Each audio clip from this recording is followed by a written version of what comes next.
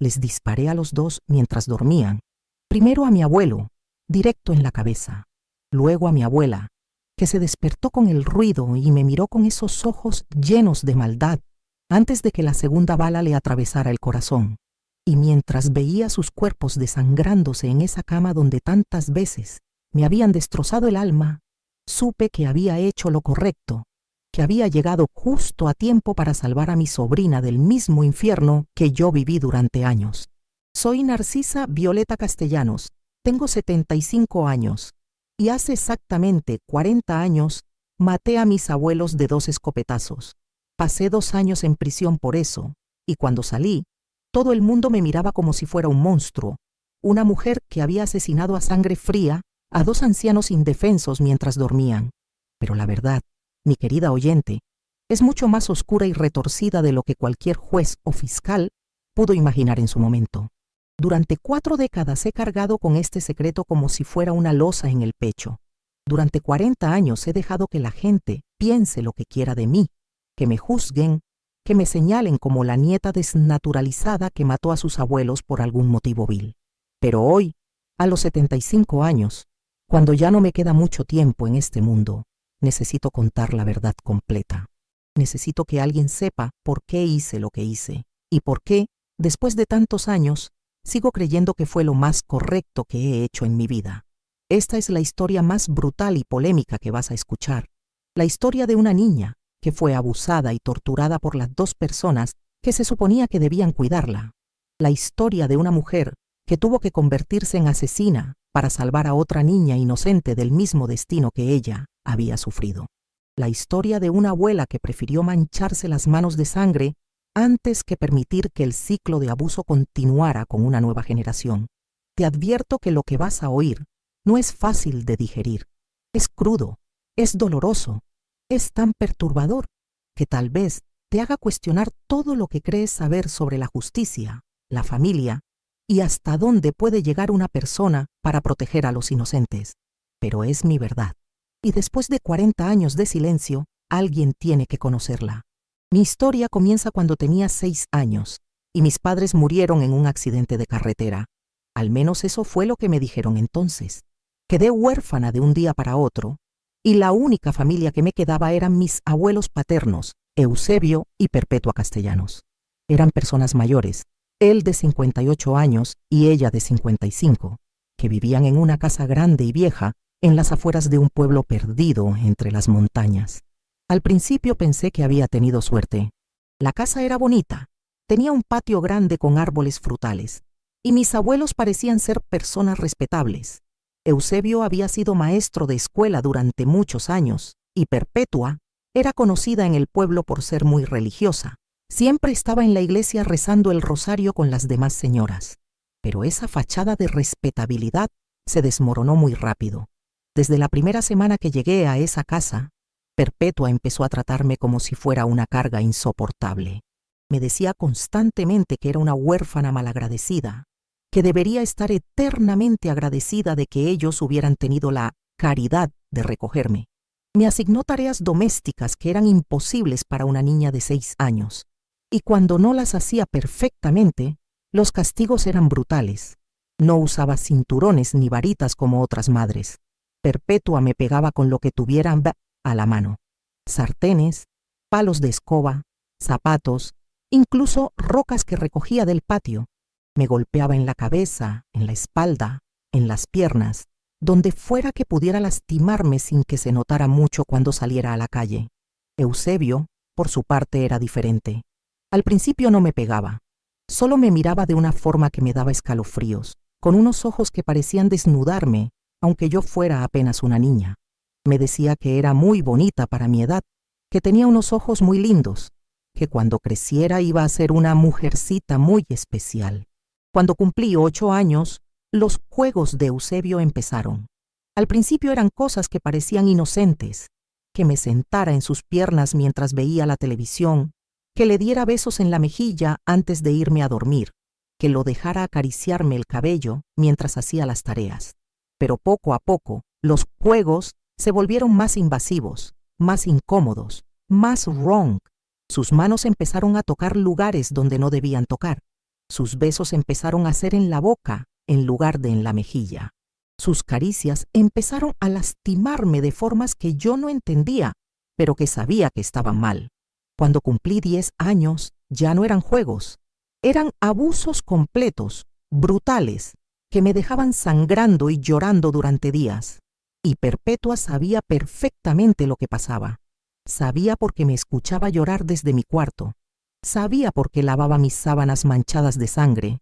Sabía porque Eusebio ya ni se molestaba en ser discreto. Pero en lugar de protegerme, Perpetua me culpaba a mí. Me decía que era una niña provocativa, que yo incitaba a Eusebio con mis comportamientos indecentes. Me decía que las niñas como yo traían desgracia a las familias y que si no aprendía a comportarme, me iba a echar a la calle para que me criaran los perros. Durante años, desde los 6 hasta los 16, viví en esa casa del horror. 10 años de golpes, humillaciones, abusos sexuales y aislamiento total del mundo exterior. No me dejaban ir a la escuela porque decían que era demasiado problemática. No tenía amigos porque no me permitían salir de la casa sin supervisión. No tenía a nadie que me creyera si contaba lo que pasaba, porque mis abuelos eran personas respetables en el pueblo. Los vecinos sabían que algo raro pasaba. Era imposible que no escucharan mis gritos cuando Perpetua me golpeaba o cuando Eusebio me castigaba en su cuarto. Pero nadie hizo nada. En esos tiempos, lo que pasara dentro de una familia se consideraba asunto privado. Y una niña huérfana no tenía voz ni voto en nada. Recuerdo que una vez, cuando tenía 12 años, traté de contarle a la señora de la tienda lo que me estaba pasando. Le dije que mi abuelo me lastimaba, que mi abuela me pegaba, que necesitaba ayuda. Pero ella se asustó tanto que me corrió de la tienda y después le fue a contar todo a Perpetua. Esa noche Perpetua me dio la golpiza más brutal de mi vida. Me rompió 2 costillas, me partió el labio, me dejó un ojo morado durante semanas. Y mientras me pegaba me gritaba que si volvía a inventar mentiras sobre su familia, me iba a matar a golpes. Desde ese día aprendí que no había escape, que nadie me iba a creer, nadie me iba a ayudar, y que mi destino era sufrir en esa casa hasta que mis abuelos se murieran o hasta que yo me volviera loca. Pero cuando cumplí 16 años, algo cambió en mí. Ya no era la niña pequeña y asustada que había llegado ahí. Era una adolescente que había crecido en el infierno y que había desarrollado una dureza interior que ni yo sabía que tenía. Una noche, después de que Eusebio me hubiera abusado de una forma particularmente brutal, me quedé despierta planeando formas de matarlo. Me imaginaba envenenando su comida, prendiéndole fuego a la casa mientras dormía, cortándole el cuello con un cuchillo de cocina. Pero nunca tuve el valor de hacerlo, porque a pesar de todo lo que me habían hecho, yo todavía tenía esa parte infantil que creía que matar estaba mal, sin importar las circunstancias. Así que en lugar de matar, decidí escapar. Una madrugada, mientras mis abuelos dormían, recogí las pocas cosas que tenía y salí corriendo de esa casa maldita. Caminé durante horas hasta llegar a la carretera principal, donde logré subirme a un camión que iba hacia la capital. El chofer era un hombre mayor que se compadeció de mí cuando me vio llorando en la carretera. Le inventé una historia sobre problemas familiares y me dejó viajar gratis hasta la ciudad. Los primeros años en la capital fueron terribles. No tenía educación, no tenía habilidades, no tenía a dónde ir. Dormía en las calles, pedía limosna, comía de la basura. Pero incluso eso era mejor que la vida que había tenido con mis abuelos. Poco a poco logré conseguir trabajos de limpieza. Después, trabajo en una fábrica. Después en una oficina donde aprendí a leer y escribir bien. Me casé con un hombre bueno que me trataba con cariño. Tuve 2 hijas hermosas. Construí una vida normal y feliz. Durante 19 años, desde los 16 hasta los 35, no regresé nunca a ese pueblo. No busqué a mis abuelos, no pregunté por ellos, los borré completamente de mi vida. Para mí habían muerto el día que me escapé de esa casa. Pero la vida tiene formas crueles de ponerte a prueba cuando menos te lo esperas. Hace 40 años, cuando yo tenía 35 años y llevaba casi 2 décadas viviendo mi nueva vida, mi hermano menor Aurelio me llamó para contarme que su hija, mi sobrina Camila, de 8 años, se iba a quedar con mis abuelos durante unas semanas. Su esposa había tenido complicaciones en el parto de su segundo hijo y tenía que estar hospitalizada. Aurelio trabajaba en una mina y no podía cuidar a Camila durante el día. Los únicos familiares disponibles para cuidar a la niña eran nuestros abuelos. Cuando escuché eso, sentí como si me hubieran apuñalado en el estómago. La sola idea de que mi sobrina, una niña inocente de la misma edad que yo, tenía cuando empezó mi pesadilla, fuérase a estar sola con esos monstruos me llenó de un pánico que no había sentido en años. Le dije a Aurelio que no era buena idea, que buscáramos otra solución.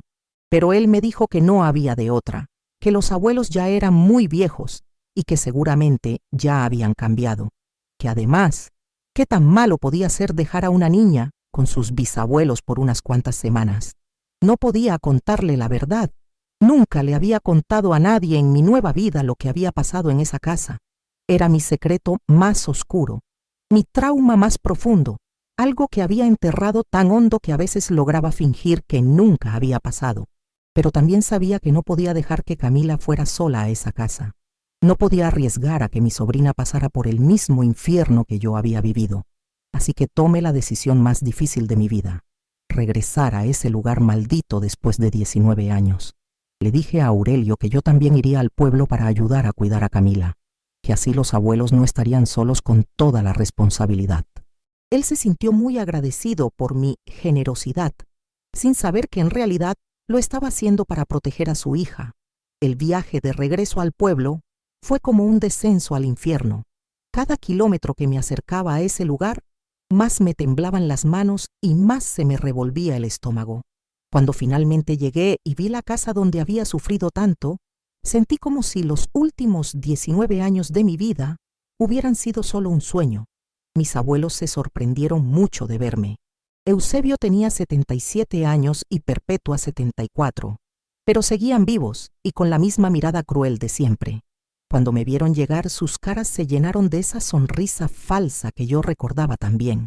Me recibieron como si fuera la nieta pródiga que había regresado a casa. Me preguntaron por mi vida, por mi familia, fingiendo ser los abuelos amorosos que nunca habían sido.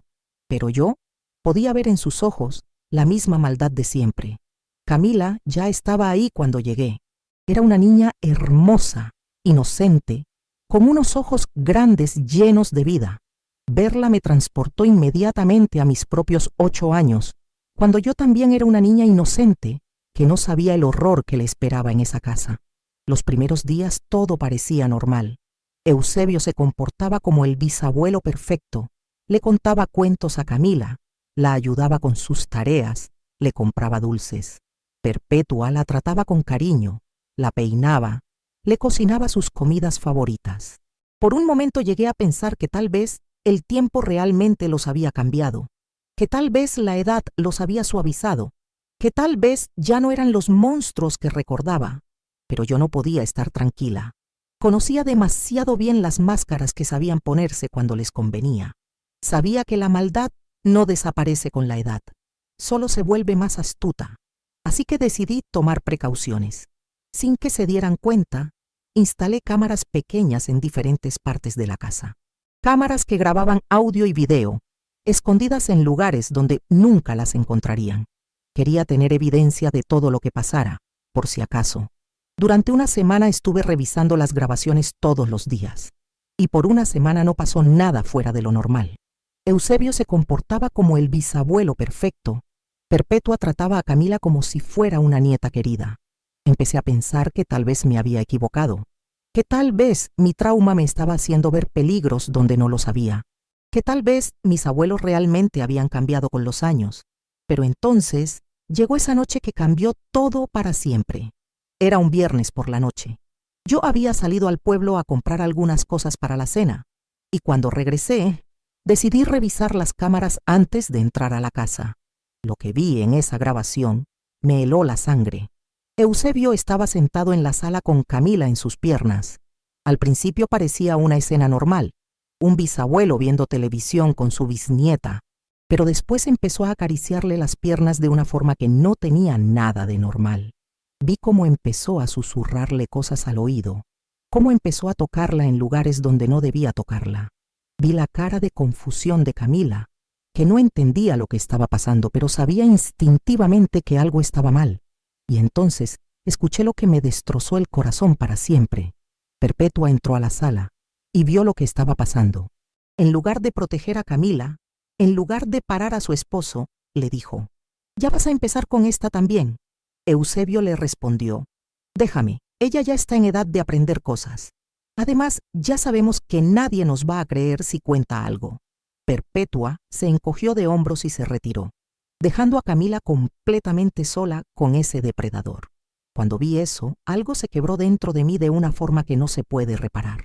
No era solo el horror de ver que iban a hacerle a mi sobrina lo mismo que me habían hecho a mí. Era la confirmación de que nunca habían cambiado, de que seguían siendo los mismos monstruos de siempre. Salí corriendo hacia la casa como si me persiguiera el demonio. Entré gritando que había olvidado algo en el pueblo y que tenía que quedarme a dormir porque ya era muy tarde para regresar a mi hotel. Eusebio se veía frustrado y molesto.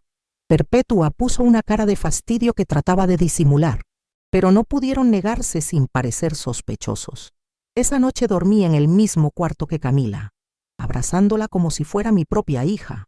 Ella me preguntó por qué el bisabuelo había estado tan raro con ella, y yo le dije que a veces los abuelos mayores no sabían jugar bien con los niños, pero por dentro sabía que tenía que hacer algo más drástico.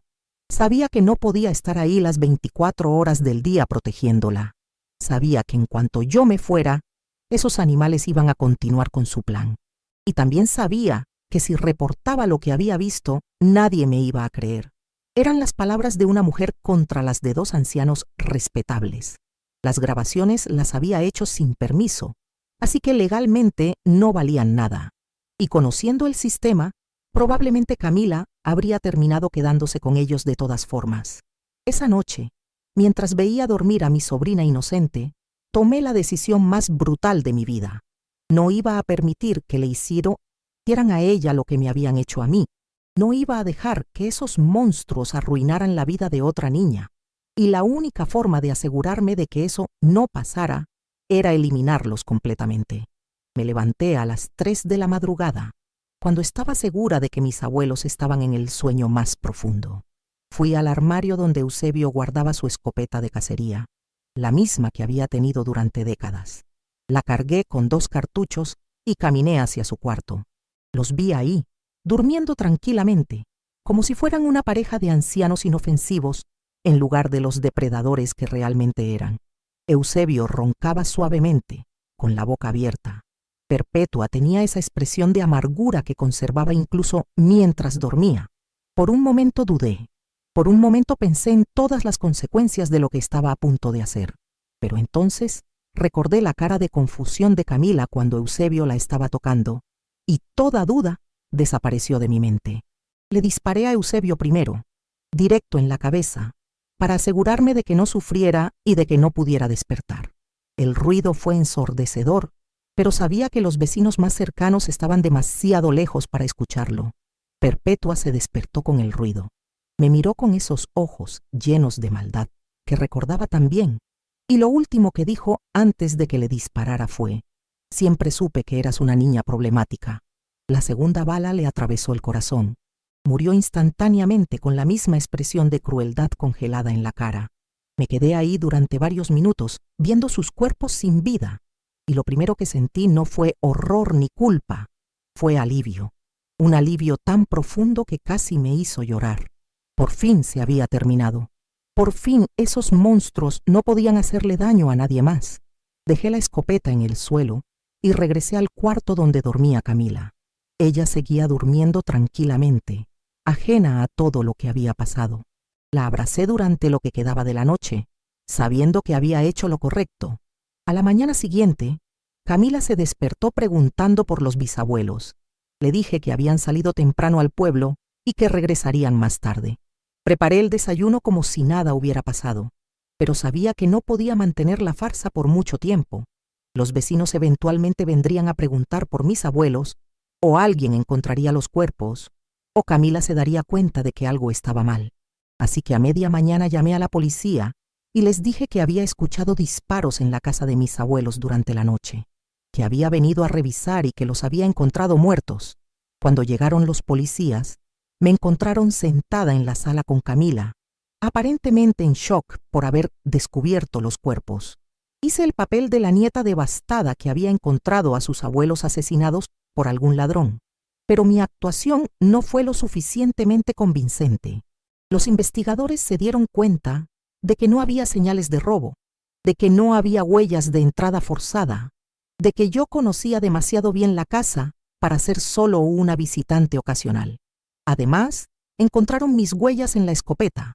Cuando me preguntaron por qué, inventé que la había tocado cuando encontré los cuerpos, pero era obvio que estaba mintiendo. Me arrestaron 24 horas después. Camila fue entregada a otros familiares, sin saber nunca lo que realmente había pasado esa noche. El juicio fue rápido y brutal. La fiscalía me pintó como una nieta resentida que había regresado después de años para matar a sus abuelos, probablemente por dinero o venganza. No tenían un motivo claro, pero tenían evidencia física suficiente para condenarme. No pude contar la verdad. No podía explicar los abusos sin tener que admitir que había planeado los asesinatos específicamente para proteger a Camila. No podía mostrar las grabaciones sin reconocer que había espiado a mis abuelos con premeditación. Me declaré culpable de homicidio y me sentenciaron a 15 años de prisión. Pero como era mi primer delito y había elementos que sugerían que había actuado bajo estrés emocional extremo, me redujeron la condena a 5 años con posibilidad de libertad condicional a los 2. Los primeros 2 años en prisión fueron los más tranquilos de mi vida adulta. Por fin sabía que Camila estaba segura, que mis abuelos no podían hacerle daño a ningún niño más, que había hecho justicia de la única forma posible. Las otras internas me respetaban porque sabían que había matado para proteger a una niña. En el mundo de la prisión, eso me convertía en una especie de heroína. Pero lo más importante pasó durante mi segundo año en prisión. Otros niños del pueblo empezaron a hablar. Niños que habían sido víctimas de Eusebio años atrás. Adultos que habían guardado el secreto de su abuso durante décadas. Las grabaciones que yo había hecho fueron encontradas durante la investigación de la casa, y aunque legalmente no podían usarlas como evidencia en mi caso, sí sirvieron para abrir investigaciones sobre otros abusos. Se descubrió que Eusebio había abusado de al menos 12 niños durante los 30 años que trabajó como maestro, que Perpetua no solo lo sabía, sino que lo ayudaba a identificar víctimas potenciales y a mantenerlas calladas con amenazas. Se descubrió que habían usado su posición respetable en la comunidad para encubrir décadas de abusos sistemáticos, que habían arruinado las vidas de generaciones completas de niños del pueblo. Cuando toda esta información salió a la luz, la jueza que llevaba mi caso, la doctora Mercedes Salinas, reabrió mi expediente. Resultó que ella también había sido víctima de abuso sexual cuando era niña y entendía perfectamente por qué había hecho lo que había hecho. Me concedió libertad condicional después de exactamente 2 años de prisión. En su veredicto escribió que aunque mis métodos habían sido extremos, mi objetivo había sido proteger a una menor de abuso sexual y que la sociedad estaba más segura sin mis abuelos en ella. Cuando salí de prisión, me convertí en una especie de celebridad local. Las familias de las otras víctimas de mis abuelos me agradecían por haber hecho lo que ellas nunca se habían atrevido a hacer. Me decían que era una heroína, que había salvado a futuros niños de sufrir lo mismo que habíamos sufrido tantos. Pero también había gente que me veía como un monstruo, que decía que había asesinado a 2 ancianos indefensos, que debería haber buscado ayuda legal en lugar de tomar la justicia en mis propias manos. Durante los siguientes 38 años, construí una vida nueva otra vez. Me volví a casar, tuve más hijos, me dediqué a trabajar con organizaciones que ayudaban a víctimas de abuso sexual infantil.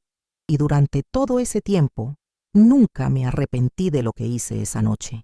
Camila creció sin saber nunca la verdad completa de lo que pasó. Sabe que yo maté a nuestros abuelos, pero no sabe por qué. Piensa que fue por algún problema familiar complicado, y está mejor así. Ahora es una mujer adulta, exitosa, feliz, que nunca tuvo que pasar por el trauma que yo viví. tiene sus propios hijos y puedo verlos crecer sabiendo que están completamente seguros. Y eso vale más que cualquier cantidad de años de prisión que hubiera tenido que pagar. ¿Me arrepiento de haber matado a mis abuelos? No, ni por un segundo. Eran monstruos que habían arruinado las vidas de docenas de niños. Eran depredadores que estaban a punto de hacer a mi sobrina lo mismo que me habían hecho a mí. La sociedad está mejor sin ellos. ¿Me arrepiento de la forma en que lo hice? Tampoco. Fue rápido, fue eficiente, fue definitivo. No sufrieron, pero se aseguró de que no pudieran hacer daño nunca más. Si pudiera regresar el tiempo y estar en la misma situación, haría exactamente lo mismo, sin dudarlo ni un segundo. Porque hay cosas en esta vida que son más importantes que las leyes, más importantes que la moral convencional, más importantes que las consecuencias personales. Y proteger a los niños inocentes es una de esas cosas. Sé que muchas personas van a juzgar lo que hice. Van a decir que estaba mal, que había otras opciones, que debía haber confiado en el sistema legal. Pero esas personas no han vivido lo que yo viví. No saben lo que es ser una niña indefensa en manos de depredadores. No saben lo que es ver a otra niña inocente a punto de pasar por el mismo infierno que tú pasaste y saber que el sistema no la va a proteger. En ese momento, con esa información, en esas circunstancias, matar a mis abuelos fue la única forma de asegurarme de que Camila estuviera segura. Y no me arrepiento de ello, esta es mi historia. Brutal, polémica, tal vez moralmente ambigua para algunos, pero es mi verdad. Y si alguien piensa que soy un monstruo por lo que hice, que se imaginen por un momento qué habrían hecho ellos en mi lugar. Que se imaginen viendo a su propia sobrina a punto de ser abusada por los mismos monstruos que arruinaron su infancia. Y entonces me pueden juzgar. Pero yo ya hice las paces conmigo misma hace mucho tiempo, porque sé que hice lo correcto. Sé que salvé a Camila de una vida de trauma y sufrimiento. Sé que evité que otros niños fueran víctimas de esos depredadores. Y eso, querida oyente, es más importante que cualquier ley humana que exista. Si mi historia te ha tocado el corazón, si crees que más personas necesitan escuchar testimonios como este, por favor dale me gusta a este video. Solo tienes que apretar el botoncito que tiene forma de corazón. Y si quieres seguir escuchando historias de mujeres que han tenido que tomar decisiones imposibles para proteger a los que aman, suscríbete a nuestro canal apretando el botón negro que dice suscribirse. Sabemos que a veces estos botones son confusos para nosotras las personas mayores, pero con tu apoyo podemos seguir dando voz a las historias que el mundo necesita conocer. Déjame un comentario si alguna vez te has encontrado en una situación donde tuviste que elegir entre lo legal y lo correcto, o si tienes alguna historia similar que crees que debería ser contada. Todos los días estamos aquí con nuevos relatos que te van a remover la conciencia, historias de mujeres que han hecho lo impensable para proteger a los inocentes.